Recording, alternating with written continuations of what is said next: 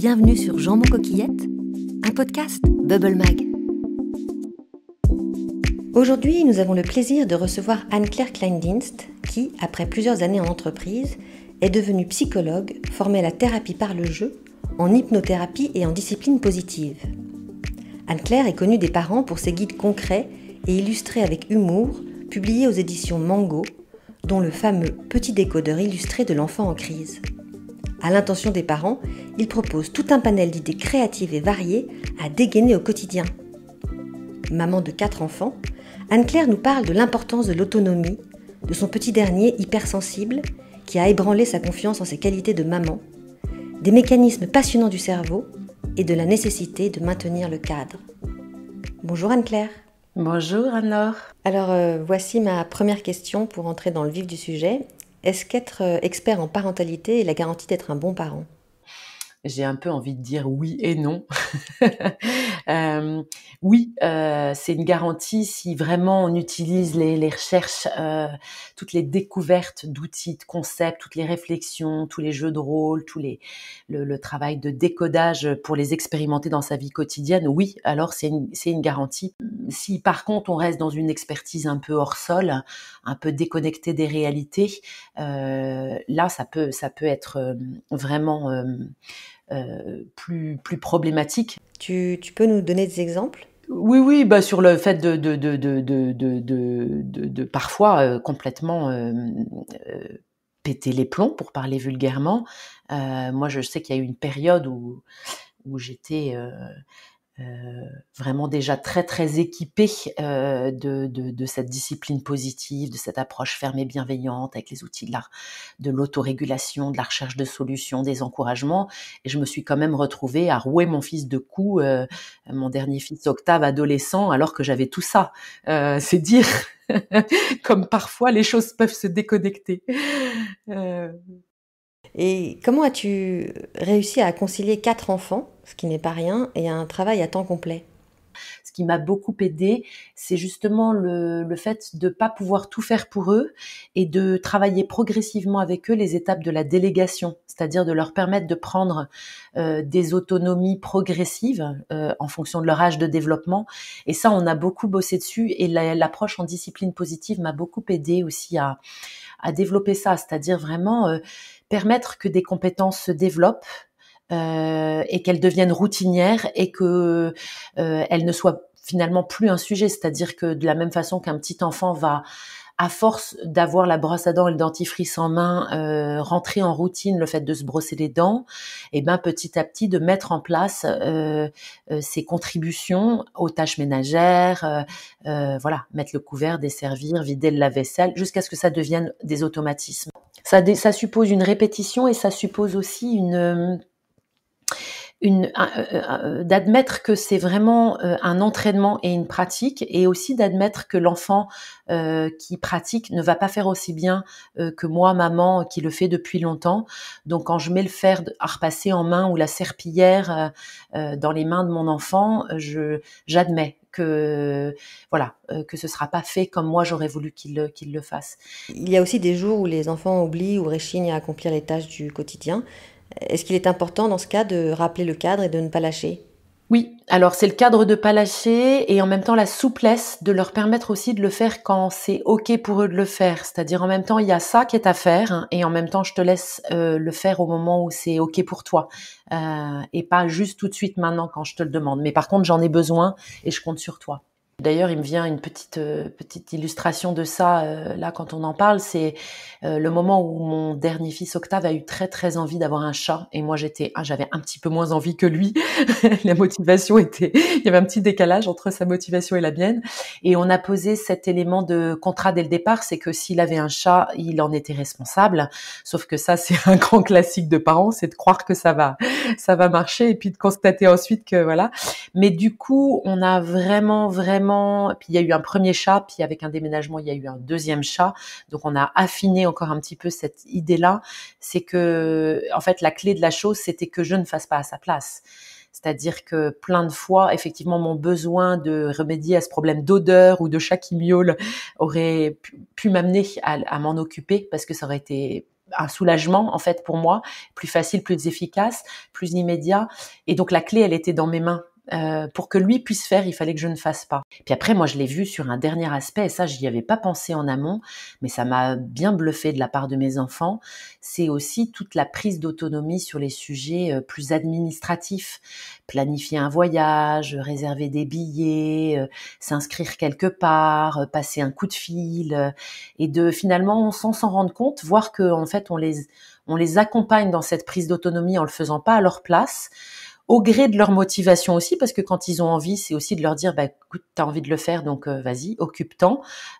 Mais voilà, et de les voir progressivement, dès l'âge adolescent, pouvoir prendre leurs propres rendez-vous médicaux, organiser leur billet de train ou de quoi que ce soit d'autre, et de se dire, bah voilà, tout ce qu'ils font, c'est autant de moins que j'ai à faire, et donc c'est du temps qualitatif qui est récupéré pour que justement, quand ils sont là, on puisse passer du temps à échanger sur le fond et là où on peut, nous, parents, avoir une vraie valeur ajoutée.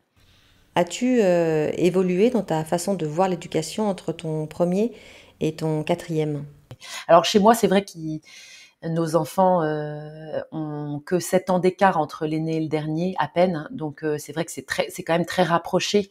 Et c'était d'ailleurs intéressant de constater que pendant un temps, moi je demandais même un cinquième à mon mari en lui disant, mais regarde comme c'est facile. Je mettais les 4 dans le bain, je mettais les 4 devant la cassette vidéo, je mettais les 4 dans la voiture et hop hop hop, tout était assez unifié. Et lui il me disait, mais tu vas voir, quand ils vont grandir, ils vont se différencier, et est-ce qu'on sera capable d'avoir de la disponibilité et de l'ajustement à chacun? Et je crois qu'il avait beaucoup plus de sagesse que moi à ce moment-là. Et effectivement, ils ont grandi et ils se sont différenciés, et il a bien fallu s'ajuster aux besoins de chacun. J'ai coutume de dire que avec les 3 premiers, s'il n'y avait pas eu le quatrième, pour me remettre un peu à ma place, j'aurais pu être arrogante en termes de c'est facile d'élever des enfants, parce que les 3 premiers, en tout cas quand ils étaient petits à leur façon, ils étaient quand même très dociles. Et le fait d'avoir 2 filles en premier, avec une fille aînée assez cheftaine, prenant pas mal d'initiatives, s'occupant de la petite tribu, c'était quand même vraiment assez facile. Puis on était dans une époque où les écrans avaient pas encore complètement envahi les maisons, donc ils étaient inventifs, créatifs, ils faisaient des spectacles, ils se déguisaient tout seuls, ils jouaient beaucoup ensemble, et les 2 autres filaient doux après l'aîné, donc c'était quand même vraiment assez facile. Puis ils étaient en bonne santé, donc voilà, c'était facile. Et puis le quatrième, il est arrivé avec une hypersensibilité qui nous a mis en difficulté quand même assez vite, en même temps qu'il était tout à fait craquant et séducteur. Il nous faisait un peu voilà, vriller sur nos positions, et voilà, et il nous mettait aussi en difficulté parce que on lui accordait à lui des choses qu'on n'accordait pas aux 3 autres, et ça faisait réagir aussi les 3 autres, qui trouvaient que il avait un peu un régime de petit dernier et de faveur. On a longtemps pensé que c'était parce que c'était le petit dernier, alors qu'en fait il y avait chez lui vraiment une espèce de façon d'être à soi, aux autres et au monde qui était vraiment particulière. C'est-à-dire? Une grande sensibilité qui faisait qu'il réagissait assez vite et fort aux choses, aux situations, aux mises sous contrainte, aux obligations, aux transitions, à l'imprévu. Il réagissait assez fort et avec beaucoup de contrôle, une capacité à se mettre en travers, quoi, à poser les freins, à dire non, à bloquer, à criser, et que face à cette espèce de rigidité du non, on était obligé d'obtempérer, de composer. Voilà, ça filait pas aussi doux qu'avec les 3 premiers. Alors, il est arrivé à point nommé un atelier de parents pendant qu'on vivait aux États-Unis, qui était le tout premier atelier de parents d'ailleurs que Béatrice Sabaté organisait avant de revenir en France et de lancer cette discipline positive qui a eu autant de succès en France. On était dans la même école franco-américaine aux États-Unis, et j'ai participé à cet atelier absolument déterminant pour notre vie de famille et notre vie de parents, et pour nos enfants. Et donc j'ai fait un jeu de rôle comme ça, où j'étais accroupie derrière un mur, le reste de la famille était à table et attendait que moi, Octave, je vienne les rejoindre. C'était une situation récurrente que j'avais posée puisqu'il avait du mal à venir à table avec les autres. Et là, j'ai ressenti à sa place j'avais cette pensée qui m'habitait, les autres sont là, ils sont déjà à table, eux, ils sont tous venus à table à l'heure et ils m'attendent et ils vont m'accueillir avec des remarques, et je vais pas trouver ma place et je vais pas y arriver, ça va pas bien se passer. Voilà. Et donc, cet atelier a été déterminant pour ça, puis j'y ai appris les vertus d'une fermeté qui s'associe à de la bienveillance, j'ai appris les vertus de l'encouragement. Tu peux nous donner des exemples concrets ? Par exemple, si je supporte pas avec mon système auditif que ce soit extrêmement bruyant, ou si je supporte pas avec mon système, comment dire, euh, sensoriel, émotionnel, que ce soit qui est des mots agressifs, des injures ou des insultes, je vais être très très ferme dans ce cadre-là pour que ce soit respecté, parce que pour moi c'est insupportable. Mais comment fais-tu quand l'enfant résiste ? Alors, donc, le cadre, là, je voulais dire comment est-ce qu'on le pose à la racine, mais ensuite, comment est-ce qu'on va aider un enfant à s'y conformer? Je crois que c'est vraiment par le dialogue, et en même temps, parfois, par le non-dialogue et juste le fait de poser les actes et en disant, voilà, c'est comme ça maintenant. Et en même temps, en dehors des crises, de pouvoir dire, écoute, voilà pourquoi c'est important pour nous et expliquer les choses. Et parfois, dans l'instant et dans la situation, dire tes chaussures maintenant, on passe à table tout de suite et c'est comme ça. Et après, tu choisis, t'es avec nous ou t'es pas avec nous, mais ou tu choisis de le rendre compliqué ou de le faire plus simple. Mais nous, là maintenant, on y va et c'est ce qu'on avait dit qu'on ferait et on le fait. Et pour des enfants hypersensibles et anxieux, parce que c'est vraiment la notion aussi de l'anxiété, de l'insécurité qu'ils peuvent vivre à l'intérieur, les clés, c'est on fait ce qu'on a dit. Et on dit ce qu'on fait, on est cohérent et on annonce les choses dans la mesure du possible et on permet à l'enfant de vérifier qu'on est fiable et qu'il peut nous faire confiance parce que ce qu'on a dit qu'on ferait, on le fera. Qu'est-ce que l'on peut se dire dans les moments de crise quand en tant que parent, on veut baisser les bras ? Mais je crois que quand on est dans la crise, on se dit pas grand-chose parce qu'on est dans notre cerveau du bas là.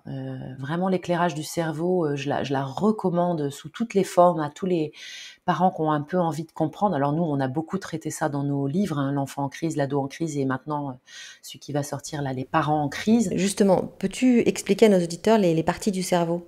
Il y a d'abord le reptilien, donc vraiment les parties réflexes de survie. En américain, on dit le survival state brain, c'est vraiment le cerveau qui est en charge de notre sécurité.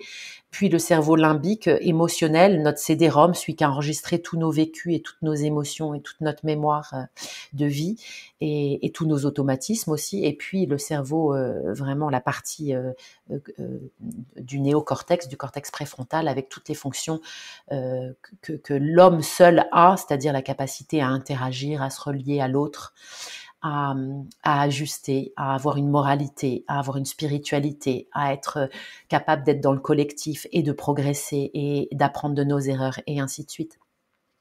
Donc quand on est en crise, c'est qu'on est en insécurité et quand on est en insécurité, on rebascule automatiquement dans nos parties plus primitives puisque là, si on est en insécurité, c'est une question de survie et il faut aller dans le cerveau le plus immédiat mais aussi le plus archaïque, celui qui va dire t'as deux millièmes de seconde pour réfléchir que soit t'attaques, soit tu fuis, soit tu te figes. C'est vraiment voilà. On est encore là-dedans, comme l'homme face à la bête sauvage. Je vais pas mettre longtemps à évaluer si je peux l'attaquer, si je dois fuir ou s'il me reste plus qu'à me figer sur place. Plus on va pouvoir, dans des relations du quotidien entre les parents et les enfants, elle dit, Becky Bailey's wire this brain, donc vraiment connecter ce cerveau pour permettre à l'enfant de voir que certes il a basculé dans son cerveau du bas et il est devenu très archaïque, il a tapé, crié, il s'est roulé par terre et nous aussi à notre façon, même si adulte on ne se roule plus par terre, on bascule et que s'il vérifie après la crise qu'il a la possibilité de se reconnecter, c'est-à-dire d'aller rechercher ses ressources supérieures, de revenir en une seule personne, en un seul morceau, et nous aussi en face, et qu'on se reconnecte entre nous dans le lien et le lien répare, alors il va vérifier ça 1 fois, 2 fois, 3 fois, 5 fois, 10 fois, 100 fois, et plus il ira dans sa progression et sa croissance, et plus il saura que certes il bascule, mais il peut revenir et rebasculer et revenir encore. Et donc, en grandissant, en s'intégrant, en se développant, il saura du fond de lui, de son expérience, que on peut péter les plombs et on peut aussi revenir et réparer. Et on n'est pas obligé de rester dans ces situations dégradées de la relation à soi, de la relation aux autres et de la relation au monde. Donc c'est complètement fondamental. Pour accéder à ce troisième cerveau dont tu parles, est-ce que cela ne nécessite pas un minimum de stabilité, de sécurité dans son couple, dans son travail? Oui, et bien sûr, c'est tout ça est complètement, mais c'est des causes et des effets tout ça. C'est-à-dire que c'est aussi plus on va s'équiper et prendre soin de cette autorégulation, parce que pour moi le cœur de tout ça c'est l'autorégulation émotionnelle. Plus on va pouvoir le faire, mieux on va pouvoir prendre soin de tout ce qui se passe autour. Mais au début, quand je sens des parents qui sont débordés par la vie, on va au plus basique, hein. On va gérer les premiers niveaux de ces accidents relationnels. Mais si ils ont avec ces premières clés des encouragements à continuer, alors petit à petit, ils iront du plus grossier au plus fin. Et moi-même, j'ai fait ça. Aujourd'hui, je pense que j'arrive à un niveau qui est plus fin, mais je fais encore des grosses bourdes mais j'utilise ma capacité à réparer parce que on n'est pas infaillible du tout. Comment ne pas tomber dans l'enfant roi quand on prend trop soin de la petite personne que l'on a en face de soi? C'est une question complètement fondamentale. Moi, j'y ai trouvé des éléments de réponse, encore une fois, avec cette approche de discipline positive, et c'est pas pour la remettre à toutes les sauces, c'est vraiment parce que cette proposition de conjuguer la fermeté avec la bienveillance, c'est-à-dire, en fait, là, on est un peu dans le concept, mais je pourrais probablement trouver des exemples concrets. C'est comme le yin et le yang, c'est-à-dire il y a de la bienveillance dans la fermeté, il y a de la fermeté dans la bienveillance, et l'idée, c'est de ne lâcher aucun des deux. La seule voie possible, elle est dans cet équilibre à tenir bon un certain nombre de choses qui sont fondamentales parce qu'un enfant a besoin d'un cadre, c'est juste évident. Et le piège, c'est que souvent, avec ces enfants intelligents, vifs, hypersensibles et qui parfois ils challenge, ils viennent pousser notre cadre, et quand ils poussent notre cadre, on a l'impression qu'ils cherchent à le détruire, alors qu'en fait, plus qu'encore que les autres, ces enfants ont besoin en fait de vérifier que notre cadre tient. Ce que tu dis est très juste. Certains enfants poussent tellement sur le cadre que l'on pourrait se méprendre et croire qu'il faut lâcher, alors que justement, ce dont ils ont besoin pour les rassurer, c'est que l'on tienne bon.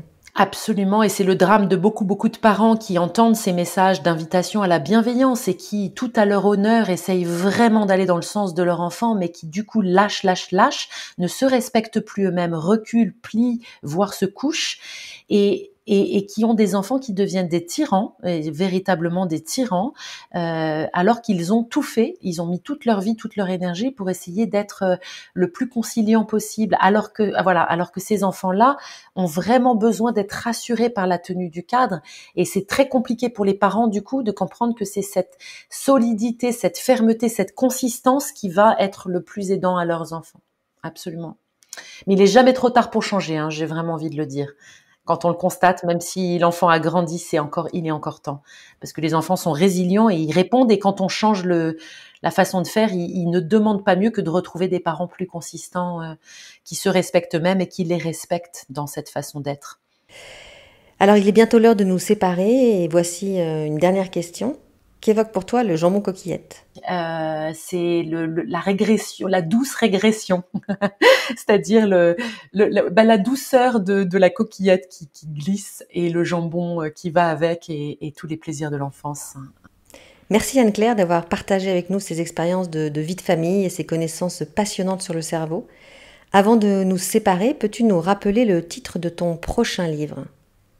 Alors le dernier de cette trilogie, c'est les parents, donc c'est le petit décodeur illustré, ça c'est le même titre que les autres dans la même collection, mais c'est les parents en crise, et ça vient parler du couple parental, mais aussi du couple conjugal, de l'importance d'accorder de la ressource, pas juste du temps, mais vraiment de la ressource à l'espace relationnel entre deux parents, que ce soit deux mamans, deux papas, un couple reconstitué ou un couple classique, de se donner les moyens d'être dans un espace relationnel qui permette de piloter vraiment à deux ce bateau. Et il sort le 18 septembre en librairie. C'est noté, on a hâte de le découvrir. Et encore merci d'avoir trouvé le temps pour cet entretien. Merci à toi. Merci, au revoir. Pour votre information, vous pouvez retrouver dans la fiche de cet épisode tous les liens vers les livres d'Anne-Claire Kleindienst, ainsi que l'adresse de son site.